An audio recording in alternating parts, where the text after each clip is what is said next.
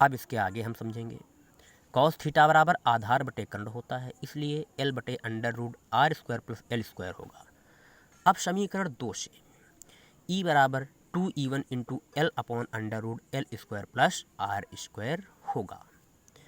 अब E बराबर 2 into E1 का मान रख देंगे हम, तो E1 बराबर हमारा क्या था 1/4πε0 into Q upon are square plus L square, और ए वैल्यू ऐसे ही रखी रहने देंगे, L बटे under root L square plus r square.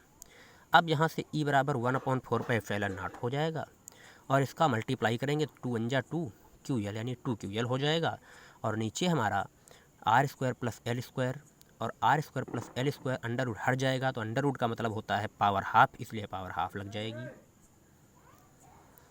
अब हम देखेंगे फिर वही रहेगा, E बराबर 1/4πε0 और 2QL यानी 2QL जो होता है वो P के बराबर होता है, इसलिए P बराबर 2QL, तो 2QL की जगह हम P रख देंगे और एल स्क्वायर बराबर 0 ले लेंगे, इसलिए यहाँ से हो जाएगा P upon are square plus L square upon 3 की पावर 2। अब एल स्क्वायर की जगह हमें 0 लेना है, तो E बराबर 1/4πε0 into P R square plus 0 L square बराबर 0 ले लेंगे, और पावर हमारी 3/2 हो जाएगी, क्योंकि यहाँ पे पावर 1 थी, और जब आधार समान होता है तो गुणा में घातें जुड़ती हैं, इसलिए आधार मैंने देखे समान थे और दोनों की पावर क्या थी, अलग अलग थी, इसलिए पावर जुड़ जाएगी, तो 1 + 1/2 करेंगे तो 3/2 आएगा, इसलिए ऐसा हो गया।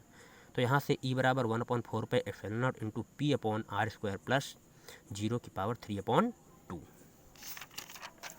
अब यहाँ से क्या होगा, E बराबर 1/4πε0 into P upon are square की पावर 3/2, क्योंकि L का मान 0 था।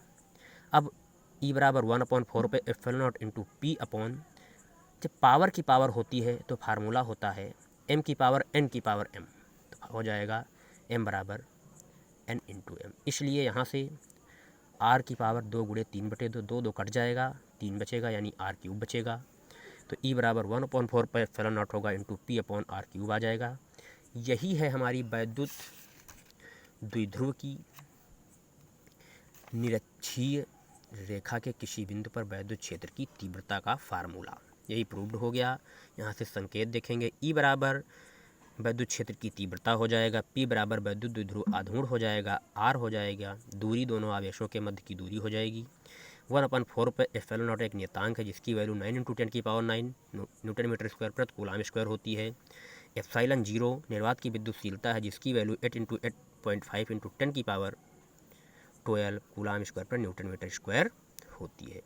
तो यहाँ से हमें ए फार्मूला प्राप्त हुआ, E बराबर 1/4πε0 into Q into P upon r³, जो कि वैद्युत द्विध्रुव के किसी बिंदु पर निरक्षीय रेखा के किसी बिंदु पर वैद्युत क्षेत्र की तीव्रता का फार्मूला है। Okay, thanks. अगर कहीं पर प्रॉब्लम होती है तो आप हमें पुनः बता सकते हैं। धन्यवाद।